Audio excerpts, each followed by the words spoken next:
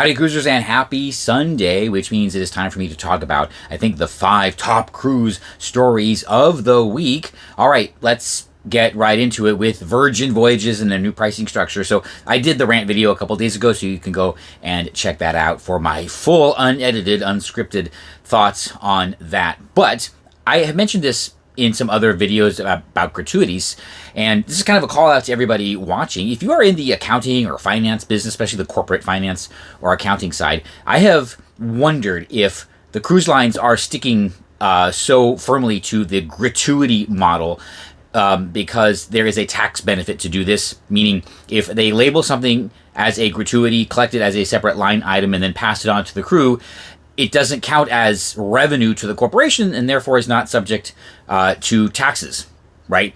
So it's just a way to carve out this now, maybe $100, $150 per fare, which is a lot, right? And, they don't have to pay taxes on that, and they just pass it on to the crew. So is it possible that Virgin is doing this? They're abandoning, they're giving up, they're burning, all of the loyalty and the ethos, wow, that they've built up over the years just for a short-term accounting trick to save some tax money? I don't know. If anybody knows how that works, let us know in the comments below, because it's kind of how restaurants work, so why wouldn't the cruise lines be the same, Bad move, Virgin, still. Bad move. Anyway, and this would be because of the rules, right? It has to be specifically collected from the guest in order to avoid, corporate taxes. So, yeah. Anyway, another example of government making things worse. All right, Margaritaville at sea. Okay. I got close. I'd love to say I nailed it, but I got close with the name. I went back, I watched my video. Beachcomber, I think, was the first name that I proposed. I didn't like it because maybe it's just because coming from Miami, there's a bunch of beachcombers all over the place. There's hotels up like on the Hollywood Strip and down in the Keys. So I thought, it's a little, I don't know. It's too common, right?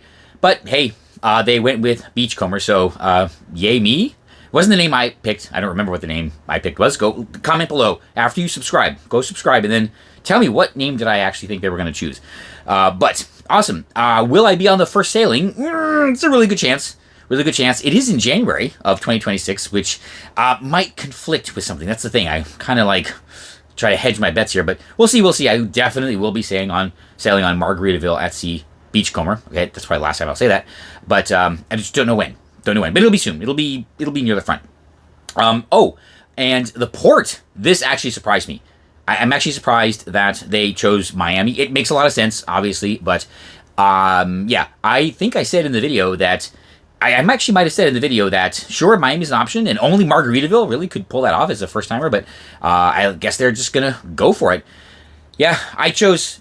My money was on Mobile, and since they had already released the size of the ship, that actually did rule out, I think, Tampa and Jacksonville. I think they really wanted Jacksonville, but they just couldn't get that to work. So, all right, well, welcome to Miami, Margaritaville. I will definitely be there. Definitely be there.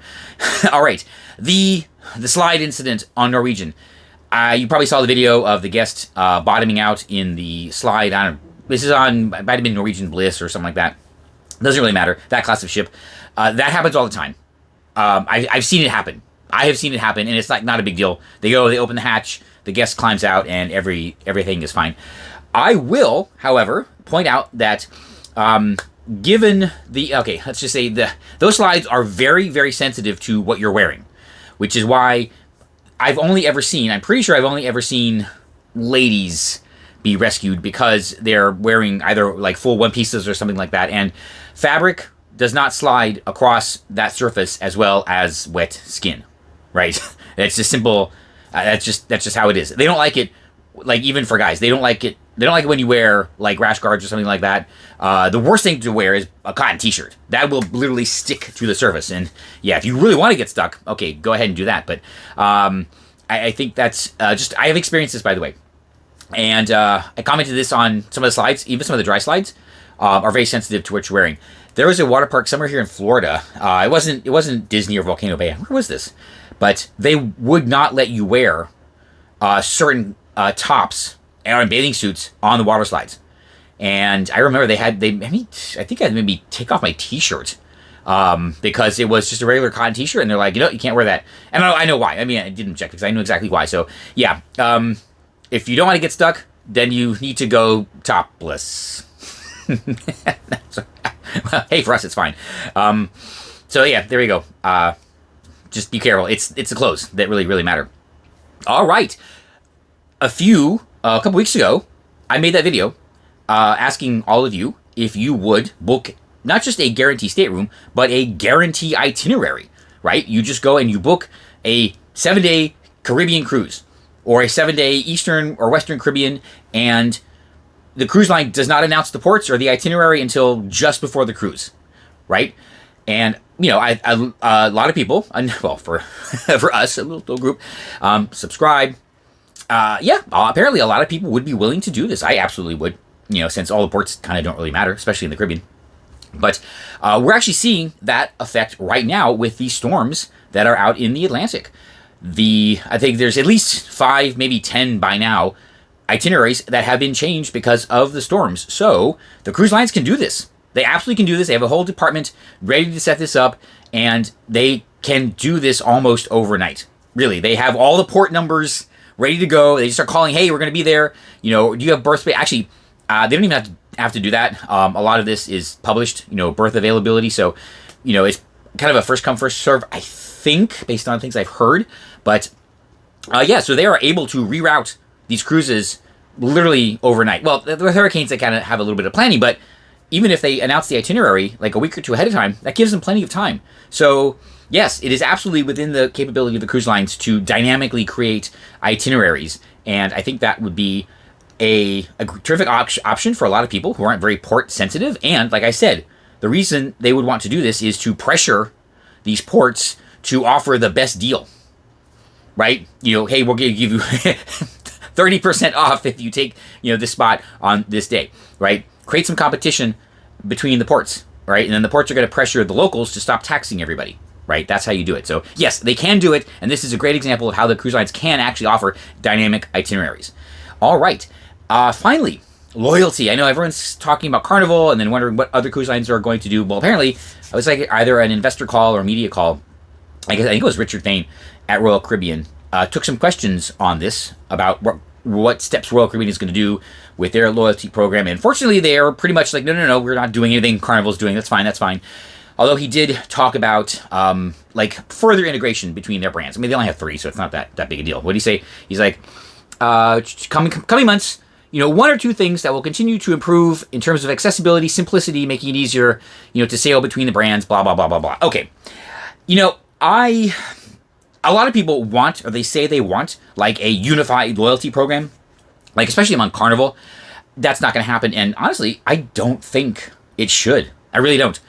I think Royal Caribbean, the Royal Caribbean group, actually has a pretty good deal right now where you still have to earn the status on each individual cruise line, right? Because they are separate businesses, less so with, I think, Royal Caribbean than Carnival, but, they're different brands at least.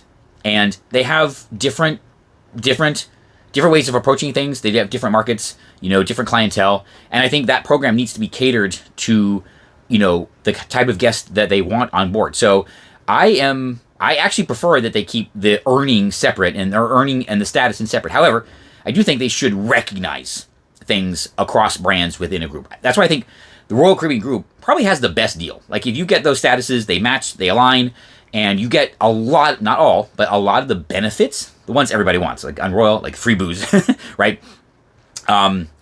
Across the different brands, but you still got to earn the status on each individual cruise line.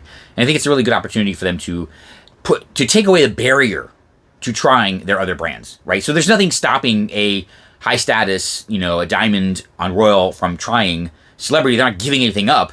They don't have the status, but they're still getting what everybody really wants, right? And I think that's probably the best that they can offer. Carnival, it's not going to happen at Carnival. Okay, I'll put it this way. It's not going to happen at Carnival because of Carnival Cruise Line. Let's be honest. The people that run Seabourn and probably P&O and I'm sure, Cunard do not want a bunch of blue and red cards on their ships. It's just the way it is. So that's not going to happen. I could see maybe a tighter integration among their mid-premium brands, like something like Royal Caribbean is doing between Holland, Princess, and Cunard, but not Carnival. Especially now. They have a completely different program, different structure, and everything like that. So they're out. They're not going to be included in everything. There's going to be no cross-earning or even cross-benefits. In fact, those other cruise lines, they probably want to pretend Carnival doesn't even, or Carnival Rewards doesn't even exist. And honestly, I'm okay with that. I'm actually okay with that. So, yeah, maybe even if it's just like, priority boarding or something. I don't know. They'll figure it out. They'll figure it out. So, I would just say, as much as people want, the combined loyalty program, no, I'm good. I'm actually good with the way Royal Caribbean does it, and some of the Carnival Corporation brands, I do hope they figure something else out. So just avoid the mistake that Carnival made. although again, I will remind everybody, I think they have a plan. This wasn't just some willy-nilly thing. I think they have a very specific plan, and it's to target the the failing Las Vegas and Atlantic City and local casino markets. Which, you know what? Hey, I hope it works out for them. So there you go. Maybe we'll talk about the Carnival lawsuit next week. Anyway, because I know exactly what happened. I do. Okay, well, if there's a huge news story anytime during the week that you want me to cover, just make a comment on every video or like the video and subscribe, please. And if you are on Celebrity enjoying your diamond benefits, and I happen to be on the same Celebrity ship, actually I'm due to sail Celebrity. I've only been twice. Maybe I will see you on board.